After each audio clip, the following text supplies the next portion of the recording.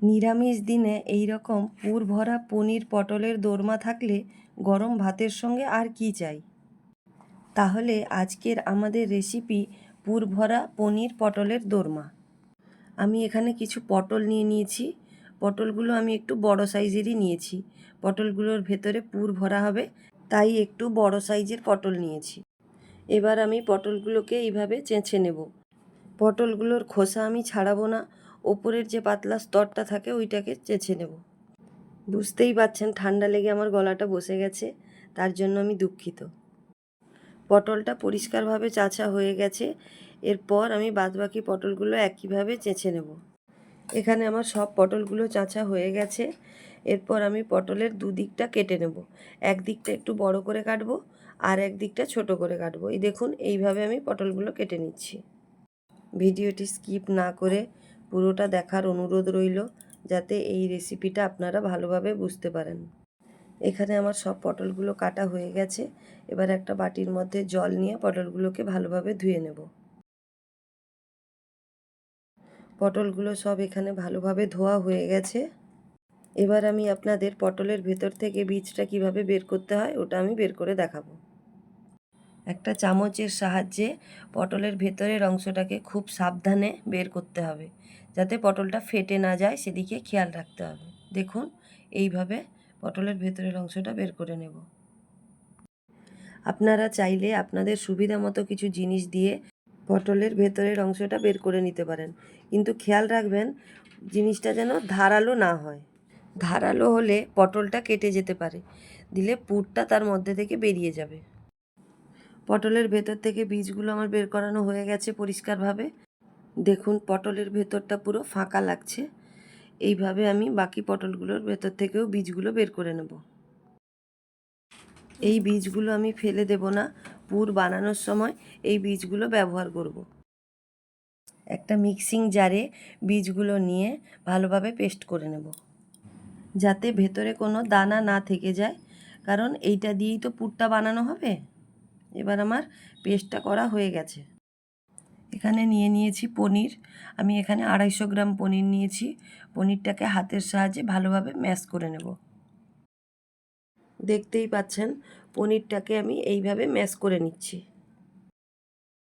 আপনারা চাইলে পনিরের বদলে এখানে ছানাও ব্যবহার করতে পারেন। পনিরটা আমার ম্যাশ করা হয়ে গেছে। এরপর আমি কিছুটা পরিমাণে কাজু আর কিছুটা পরিমাণে কিশমিশ নিয়ে নিচ্ছি। কাজুটাকে আমি এখানে ভেঙে টুকরো টুকরো করে নেব, আর কিশমিশগুলোকেও কেটে ছোট ছোট করে নেব। এরপর আমি একটা কড়াই বসিয়ে কড়াইতে সাদা তেল দিয়ে দেব। তেলটা গরম হলে এর মধ্যে 1 চা চামচ গোটা জিরে দিয়ে দেব। এরপর এর মধ্যে আদা কুচি, কাঁচা লঙ্কার কুচি দিয়ে দেব। কিছুক্ষণ এভাবে নাড়াচাড়া করে যখন আদাটা হালকা লাল হয়ে আসবে, তখন বেটে রাখা পটলের বীজটা এর মধ্যে দিয়ে দেব। এইভাবে আপনারাও একবার বাড়িতে তৈরি করে দেখবেন, আশা করি রেসিপিটা আপনাদের পছন্দ হবে। এইভাবে কিছুক্ষণ নাড়াচাড়া করে নিতে হবে। এরপর এর মধ্যে আমি কিছু গুঁড়ো মশলা ব্যবহার করব। এখানে আমি দিয়ে দেব হলুদ গুঁড়ো, কাশ্মীরি লঙ্কার গুঁড়ো, গোলমরিচ গুঁড়ো, জিরে গুঁড়ো, ধনে গুঁড়ো এবং পরিমাণ মতো লবণ দিয়ে ভালোভাবে সব কিছু একসঙ্গে মেশাতে থাকব। মশলাটা এভাবে কন্টিনিউ নাড়াচাড়া করে মেশাতে হবে, তা না হলে নিচে লেগে যেতে পারে। ততক্ষণ নাড়তে থাকবো যতক্ষণ না মশলা থেকে এইভাবে তেলটা ছেড়ে দিচ্ছে। এরপরে এর মধ্যে আমি ভেঙে রাখা কাজু আর কিশমিশ দিয়ে দেব, দিয়ে ভালোভাবে মেশাবো। কিছুক্ষণ এভাবে মেশানোর পরে এর মধ্যে ম্যাশ করে রাখা পনিরটা দিয়ে দেব, দিয়ে মশলার সাথে পনিরটা ভালোভাবে মেশাতে থাকবো। পনিরটাকে ততক্ষণ পর্যন্ত মেশাতে হবে যতক্ষণ না পুরটা সঠিকভাবে তৈরি হচ্ছে।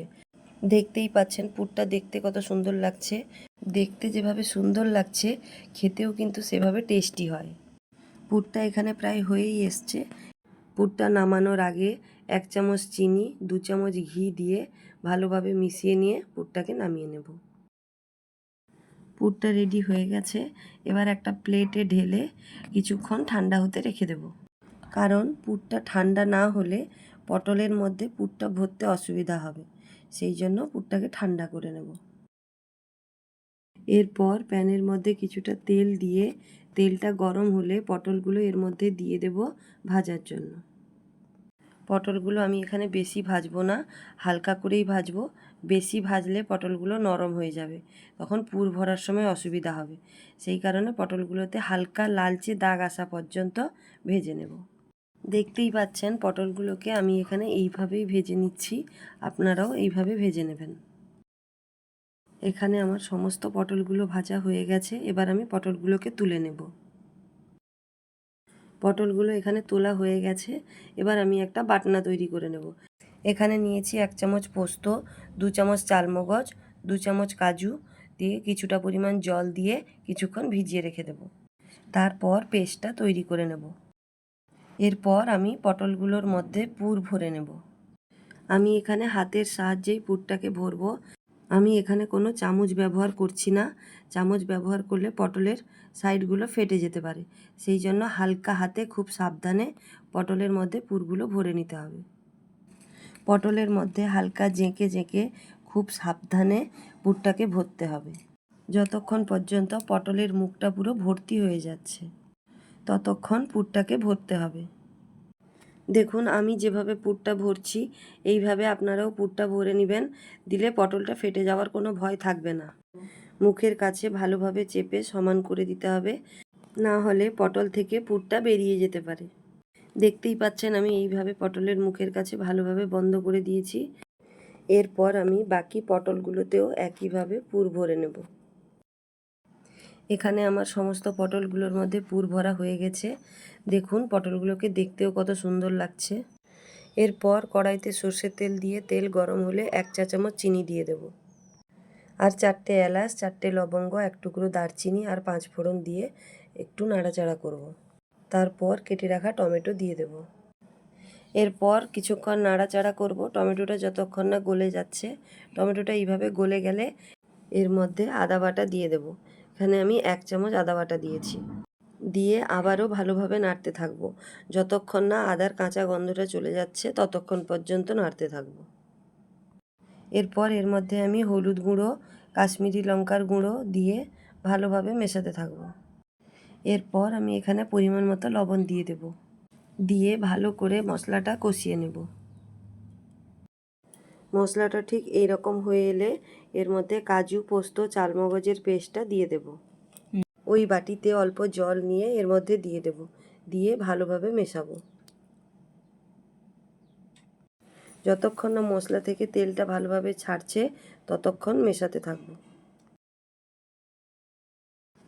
দেখতেই পাচ্ছেন মশলা থেকে তেলটা ছেড়ে আসছে। এইভাবে যখন মশলা থেকে তেলটা ছেড়ে আসবে তখন এর মধ্যে জল দিয়ে দিতে হবে। জলটা আমি এখানে বেশি পরিমাণে দেব না, অল্প পরিমাণেই দেব।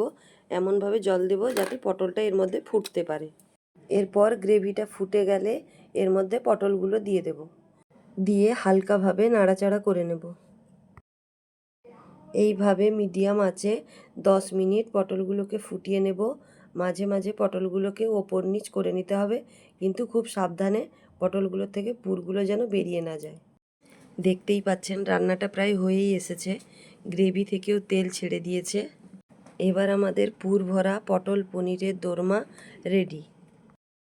এবার এটাকে আপনারা গরম গরম সার্ভ করতে পারেন। দেখতেই পাচ্ছেন পটলের দোরমাটা দেখতে কতটা সুন্দর হয়েছে, আর পুরটাও বেরোয়নি। আমাদের এই ভিডিওটি যদি আপনাদের ভালো লেগে থাকে লাইক কমেন্ট করতে ভুলবেন না, এবং আমাদের চ্যানেল পূজা প্রতিমা কিচেনকে সাবস্ক্রাইব করবেন।